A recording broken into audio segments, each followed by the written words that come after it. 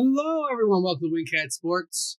And it's Red Wings end of the season. We're going to go over what our thoughts fully on the season overall. Really, there was not major differences in win totals from last year, only a tiny bit. But overall, there was not a big difference. It is disappointing that they did not make the playoffs. But in the end, there wasn't a lot of difference. No, I mean, like I said, they took a few steps back. The stuff we're hearing today, I don't know how much of it's true or what's going on. You have basically Dylan Larkin and Patrick Kane giving you two different kind of synopsises of what's going on, and Dylan Larkin sounding kind of angry at management for not doing anything at the trade deadline, claiming that morale was low because of it, and Patrick Kane refuting that. So that's not good. That's not good to have this kind of friction on the team. No. He's your captain. You should back him up. As a teammate, I kind of think Patrick Kane is kind of a kiss ass here to Yzerman. But I don't know. I don't know what the thing is, or what the real truth is. I guess it'll come out eventually. But that's what happens when you haven't made the playoffs in so long. People are getting frustrated. People are getting angry. Dylan Larkin should not share the full blame for this. I kind of agree with him in the sense that Steve Yzerman needed to do more, I think, especially at the trade deadline. They had bad games. Again, you finished one win less than the Canadians. The only reason they have 5 more points than you is they lost 3 more times in overtime. Otherwise, there wasn't much difference between you and the Canadians. But overall, we're going to kind of look at the difference between the past 2 years. This year, they had 238 goals for to 259 goals against for a negative 21 goal differential. Again, they had 39 wins, the 35 losses, 8 in OT. We go look at last year, right? Same team for the most part. They finished with 91 points. They were 41, 32, and 9. So again, 2 more wins, more overtime losses equals more points, right? And you had a plus 4 goal differential of 278 to 274. So where is the main issue? Everyone complains it was the defense. When you look at the numbers, it wasn't the defense. You went from having 278 goals to 238. Well, and I also think one of the big things, and whether you like it or not, to be successful, to be a playoff team, I think it's important to have a top 15 power play and a top 15 penalty kill. And they set a record power play. They did great this year in the power play. Record power play, but they had a record. Yeah, terrible. The worst penalty kill in the conference. So in the Wings franchise all time, they had the worst. Right. They had the best power play of all time for the Wings, but the worst penalty kill, which is another issue. Right. A full year of Tom McCullough will probably do wonders for this team, and you probably will be better next year, 100%. But your defense wasn't the problem; it was your offense. You had 40 less goals, while you also didn't allow about almost 20 less goals. Well, right. That's 40 goals lost. And you could say replace the goals you lost. And that you could say that was Perron, Gostisbehere, all them, but you wanted to keep Raymond and Sider, and that was the cost of that. Right. Because I think also if they had a top 15 penalty kill, even a 15 penalty kill, they probably would have saved themselves. The thing that you have to look at the most is, right, we were out of the playoffs by about 2 wins, right? Right. You lost how many games by getting scored on in the last second of regulation to get it tied and then losing it in overtime? Which they did in the last game of the year. They did it in the last game of the year. They did it against the Blues. They did it more than once before then. They lost a lot of games in the final minutes because they could not handle a 6-on-5 situation. Right. And that is what mostly killed them last year because they played games fantastic most of the way and then would lose it. Right. But you could say it's similar to a penalty kill, even if it's 6-on-5. These guys just penalty kill, and the odd man, these guys couldn't handle it. And I think that's number one, the reason that they did not get to the playoffs this year. So let's look at the stats overall for the year too. Who did good, who did bad. Who led the team in points? It was Lucas Raymond with 80. That's very good. He's probably going to even get more next year. He had 27 goals and 53 assists this year, which is fantastic. He's being a great teammate. Averaged about 18 to 19 minutes on ice a game. Again, if you look at the team overall, the plus minus totals, abysmal.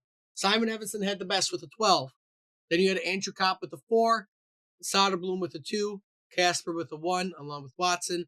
And then everyone else is negative after that. Not good. Plus minus is a weird stat. But again, you don't want to have your top guy sitting right. Eric Gustafson was sitting at a negative 19 Right. on the year. That's not good. You don't want guys that far down.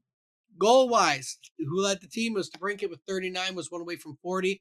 DeBrincat, Larkin, Raymond, Kane had 21. Casper's probably going to have more next year. He had a fantastic year. But even Berggren was up there with 12. But this is where you lost your season, right? Your offense was not as good last year. Almost everybody on your team had 10, including your defenseman. Your whole fourth line and most of your defense didn't have more than 5 goals, which is, again, where your goals are kind of lost on the back end of your team. But the question comes, right? Should you re-sign Patrick Kane? A lot of people are going to say he's old. I would give him a 2-year deal. He had 59 points on 72 games this year. He almost averaged a point per game. Doing that at his age is pretty good. He's a good leader and veteran presence on the team, and he's still being effective. Right, DeBrincat loves him, loves playing with him. Keep DeBrincat happy if he's going to be productive like this. And yeah, I mean, if he had top production with the amount of games he played, I would say probably you should move on. Right, if he played 72 games and only had 23 points, I probably would say move on for Patrick Kane. He shouldn't be playing on the top line with those numbers. But your top line guys produce. Most of them had a good amount of points on the season, had a good amount of goals. Just that those third, fourth line guys didn't get in the net as much, which is what killed you. Looking at other parts, penalty minutes. You weren't that penalty. You were very much a penalized team, hence your bad penalty kill. You have Ben Sherratt and Simon Evanson surprisingly leading your team in penalty minutes. Evanson had 67 minutes. Larkin, 40 minutes in the penalty box. Yep. Which is surprising. Sider, 40 minutes. Casper, 34. Well, in the old days, I mean, freaking Bob Robert would have close to 200. So So that's just overall. You're looking at guys who you don't think are usually getting these penalties. It's either your young guys or like, why is Dylan Larkin having 40 minutes of penalties? Right. I don't know. Like I said, that's on him. But I don't think that's the reason. But I mean, last year we were talking about Patrick Kane and getting himself in constant penalty trouble. Yeah, only 12 penalty minutes on the year. He only had 6 penalties, which is pretty good for a whole season. Yeah. Total time on the ice. Let's see who had the most time on the ice. So Sider was on the ice the most per game. He was averaging 25 minutes a game as a defenseman. I know he was beaten down. Along with Ben Sherratt. It also came out that Dylan Larkin, even though he played 82 games, averaged 20 minutes. During the Four Nations, he suffered a couple injuries and played through him the rest of the year. Yeah, like I said, but I mean, I don't think any of this, like I said, I think it boils down to the fact that your penalty kill was so horrible. It was. The penalty kill was terrible. We'll move over to goaltending real quick before we move slowly on. So Talbot started 47 games this year, was 21-19-5, at a 2.93 goals against average. That's actually pretty good for a Revan goaltender.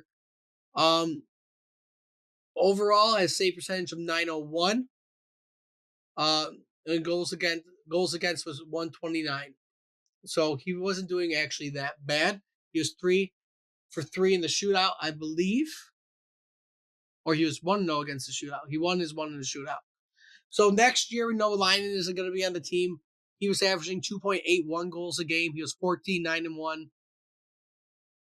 And had an 896 save percentage, which isn't great. No. Husso, we know, is gone. Mrazek got traded, right? We traded for him. He was 2-2-0. Got taken out of a game. 2.49 goals against average and a 902 save percentage. Talbot and Mrazek are going to be your goalies next year. Kosa will not be on the team. Unfortunately. He'll be in the minors. If someone gets hurt, he'll come up. And if they can replicate any kind of numbers that they had this year, Even Mrazek with his small sample size, I think he'll be good in the goaltending department next year. Yeah, I mean, like I said, they'll be okay. I don't think they'll be great, but they'll be okay. They will be more veteran status with it, yes, which sucks, but it's what you're kind of dealing with at this point. League wise, go back to the home for them, and we can look at league wise. So let's look a little bit where they were league wise overall as we wrap this up. So obviously, I'm not looking at postseason. I like the regular season. Thank you.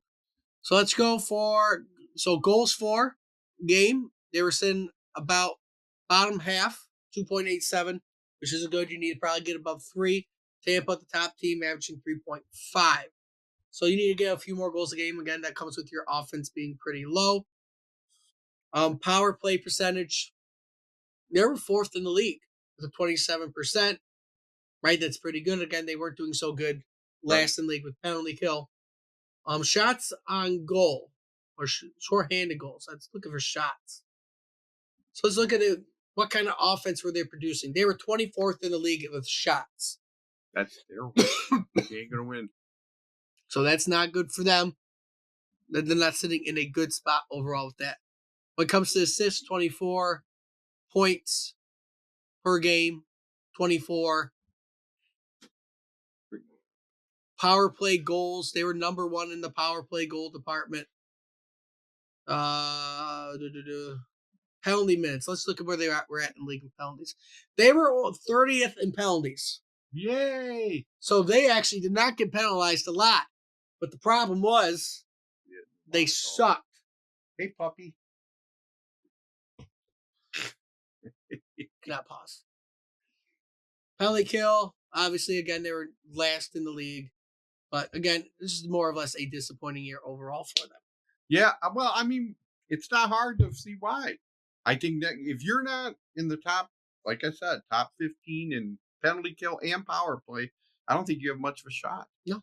I think that's it. Like you said, the goal differential this year was ridiculous. You gotta get your offense back. If you can keep the defense you had and get the offense you had, well, we'll see what he does in the offseason. I just find this interesting that you got players grumbling now. Yeah, we'll get more to that kind of stuff later on. But this is overall how the season went. Yeah. And, it was, again, disappointing, but they were right there. They're on the cusp. They just got to get it. But we'll end it right there. If you like what you see, like, comment, subscribe. Let us know what you think about the wing season and everything else going on. Until next time, we'll see everybody soon.